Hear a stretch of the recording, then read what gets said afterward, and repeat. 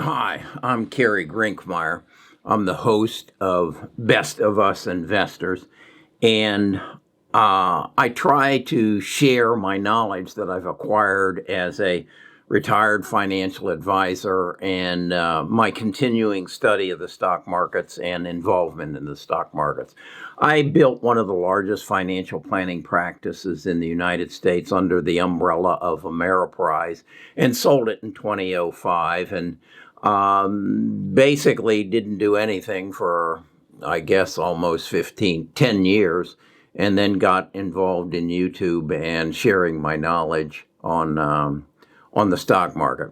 One of my largest holdings is Google. It represents 7% of my portfolio, and it's a stock I have no intention of probably ever selling.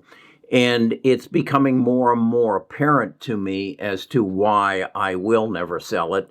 And one of the experiences I had that cemented that just happened last night as we were watching the Kennedy Center awards.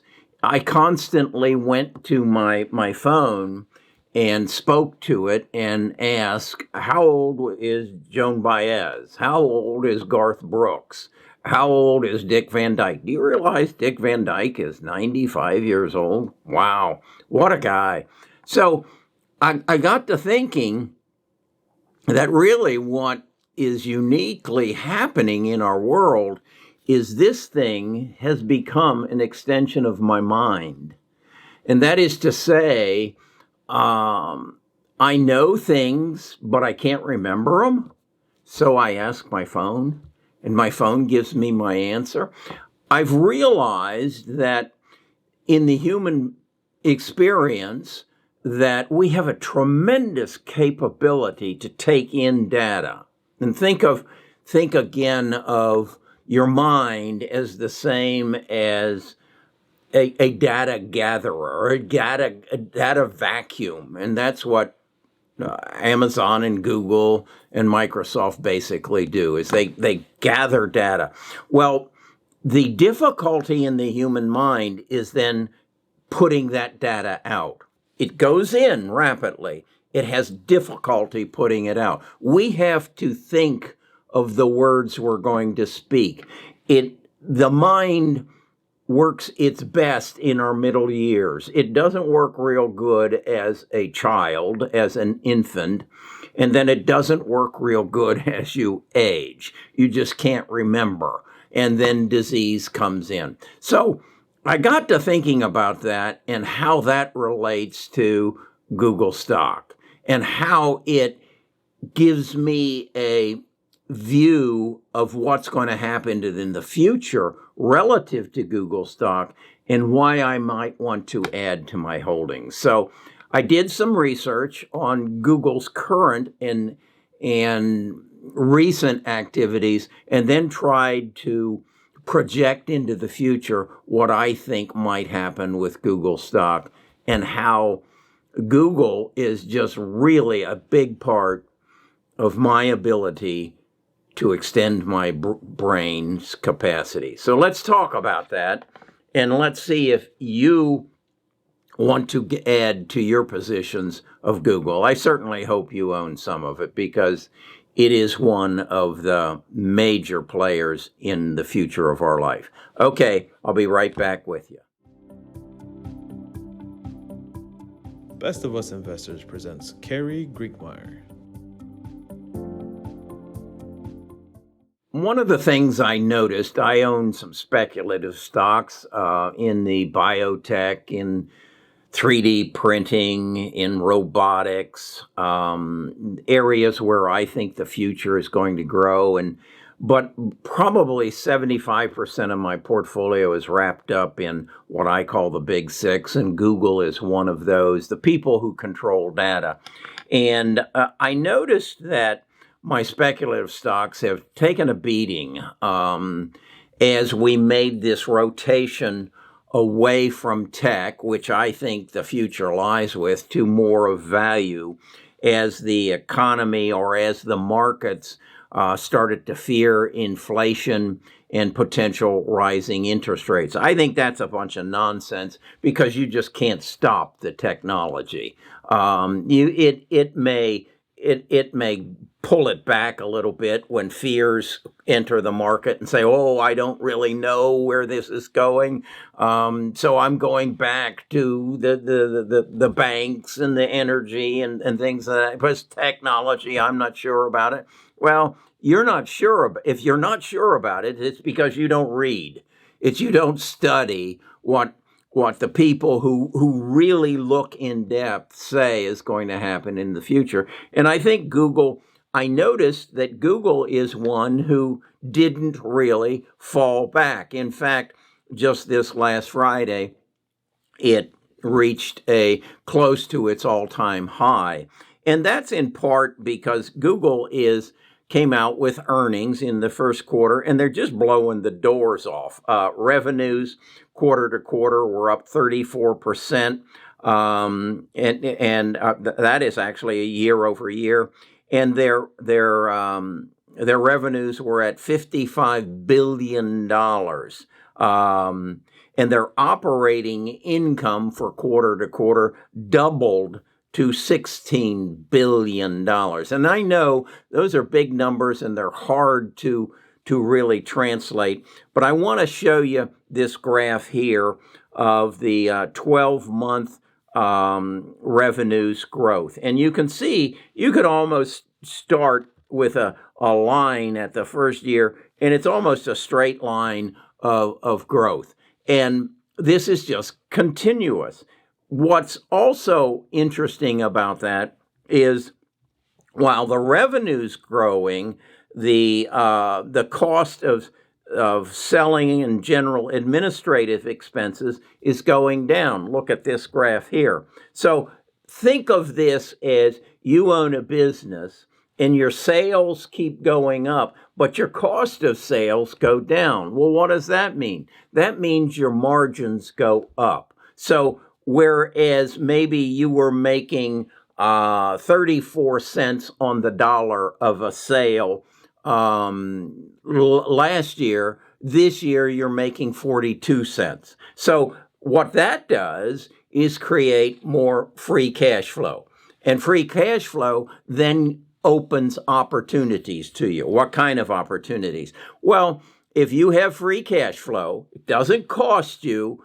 It's costing you less to make the same dollar you did. You then have choices as to what to do with that cash flow. Should you expand? Should you improve your operating system, or should you go out and buy up some new startup company that enhances your ability to grow even more?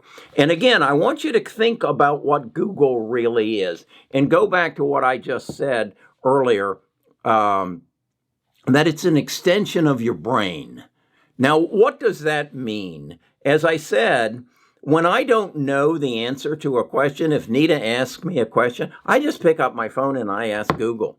And Google gives me that answer. So that's an extension of my brain. Now, what happens when this takes the next step? And what is the next step?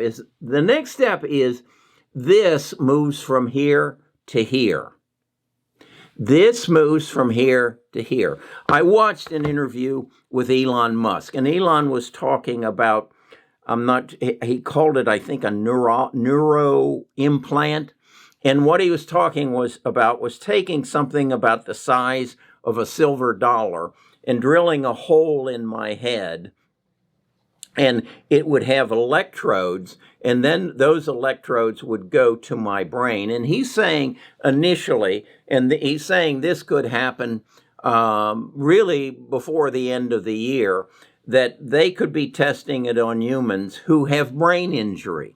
Okay? They've had a stroke. They have brain injury. They know the source of that injury, and they know how to correct that injury by taking an electrode through this little silver dollar hole in my head and putting that wire into that part of my brain that is damaged, and then using this implant to stimulate that part of my brain so it removes the problem. And again, think of it, I had a stroke. I can't use the right side of my arm or leg, or maybe part of my face is skewed, and this electrode stimulates that part of the brain so that all goes away. Okay? That's what Elon is saying is going to happen. Then what he is saying is going to happen is we're then going to take what's in the phone. I did a video on hyperinflation, and you saw me ask Google, what is hyperinflation? And then I held it out and it spoke it. Well, what Elon is saying is that within 5 years, I'll be able to think that. And I'll be able to think, what is hyperinflation? And it will transfer it to my mouth, and I will speak what Alexa or whoever it is, Google, said on my phone. That's where this is going. That's where this is going. So, okay, what does that have to do then with Google? Well, who do you think's going to provide all this information as to what is hyperinflation? Who do you think now has a direct track to my mind, so that when I think, wow, I need a new pair of Nike black shoes that has the air pockets in it, who do you think had just read that in my mind? I didn't say it. I didn't type it. I didn't broadcast it. I just thought it. Who do you think has the access to my thoughts now? Who do you think's going to take that data and feed it back to me? And when I open my phone, there will be a picture of the Nike shoes that I want. Actually, I just ordered them. They'll be here probably before the end of the week. That's where this is going. And then I look at Google, and as I say, should I buy more of it or shouldn't I? And I see its growth margins. So in essence, it's telling me it's growing at a rate of 34% per year, and it doesn't have this yet, but it's in the future. So if its margins are growing at 34%, and then I want to show you this graph here where it's showing you the capital expenditure. That is, how much are they spending to improve their business relative to the growth in their capital. And you can see that their expenditures are pretty much level since 2018, while their revenues are going up. So this is what's called growing free cash flow.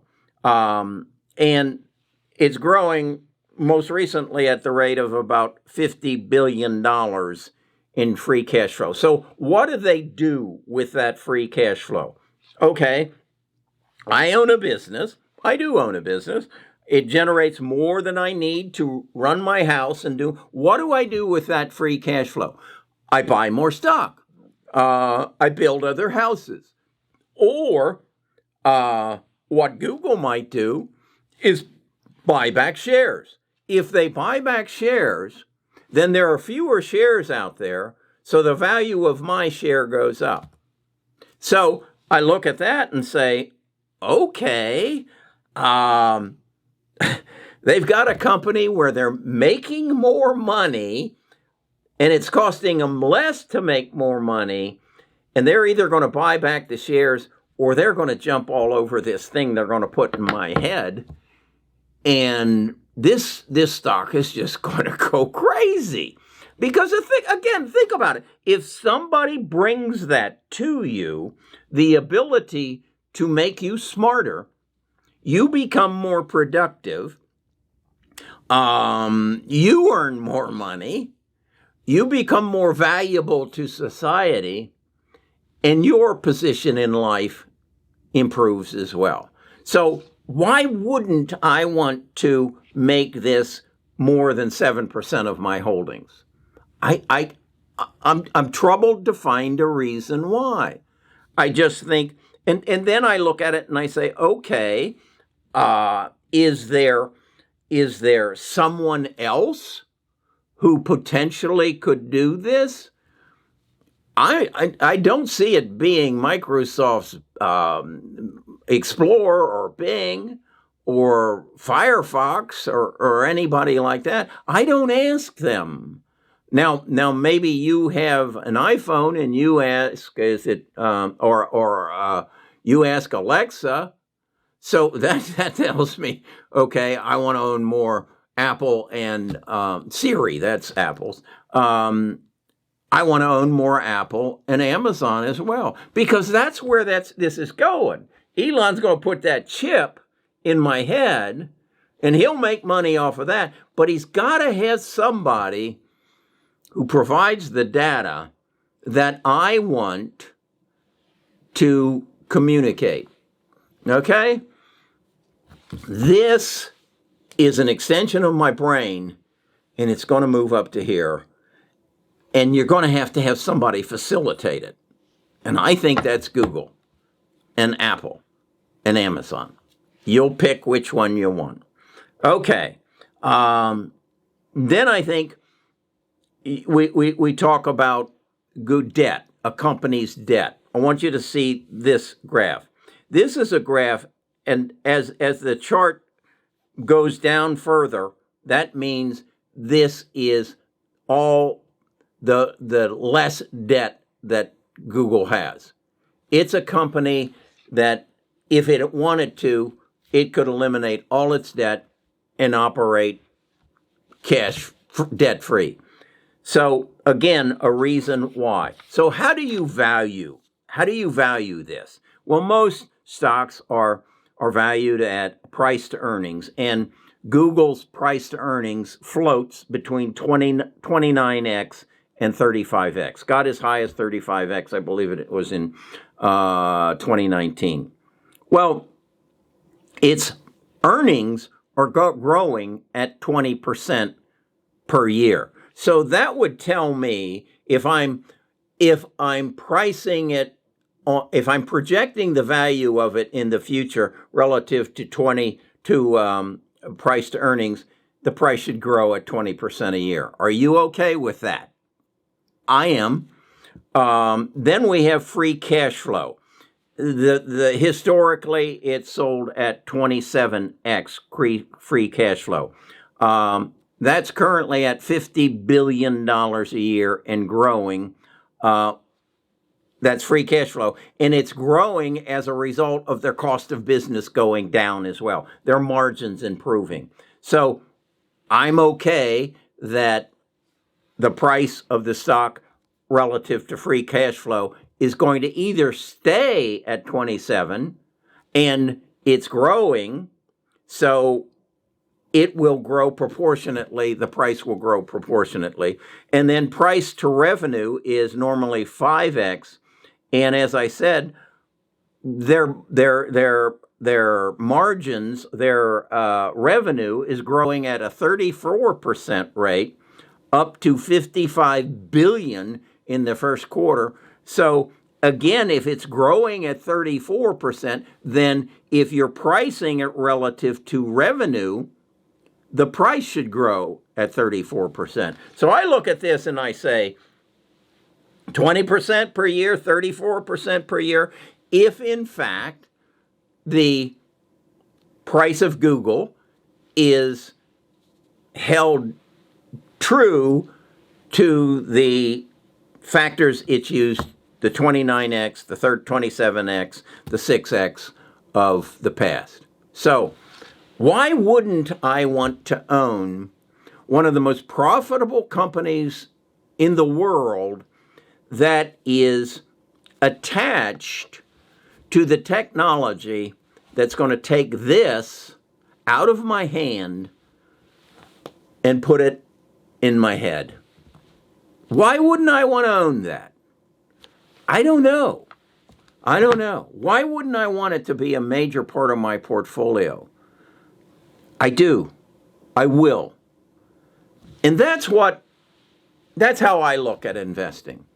I have a privilege a privilege as an American citizen to claim ownership in some of the best companies in the world. Hell, I just heard this morning that Jeff Bezos and his brother on July 20th are going to hop into their Blue Horizons rocket and go up and spend like 2 minutes, 7 minutes in space. I can own part of that. I wish I could sell him the insurance policy. We're in a unique position where I don't have to be the smartest guy in the room to own some of the smartest companies in the world. Now, Elon's little implant isn't for sale yet. He's keeping that off the table. You don't get part of that when you buy Tesla. But certainly when it does go public, I want to be a part of that.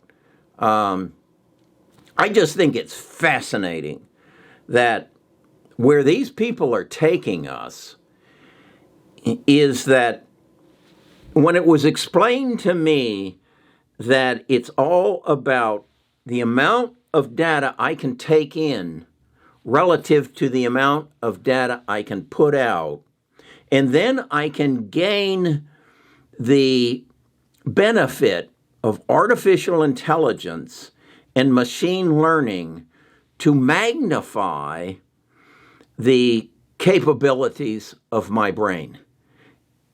And it's only 3 years, 5 years away. God, I hope I live long enough to see this. I just can't imagine the changes in productivity when you can put artificial intelligence not in a computer, but in my brain, and machine learning in my brain. My ability, I think someone asked me, what is your strength? And it's logic. I understand how to connect the dots. If somebody could increase my brain's capabilities 2x, 5x, 10x, it scares me what I might be able to do. This is earth-shaking. Okay, that's how I think. I was encouraged when I learned that the people at Google think the same way I think. The people, Elon Musk, thinks the same way I think. That we are at the starting point of the most magnificent changes in the world, and we're going to get to experience it. Okay, that's my take on why you should own more Google, why you should be a part of Best of Us investors. I don't think like most people. I'm going to make a commitment, and I'm going to reiterate that commitment, that I'm going to do everything I can to get the opportunity to sit down with people like this, Elon Musk, Mark Zuckerberg, Jeff Bezos. I'll start with the smaller ones because I think I have clout enough to get that done. But to get with Elon, I got to have at least 1 million subscribers. And only you can make that happen. And you know how to do it. Okay, I'll talk to you again tomorrow.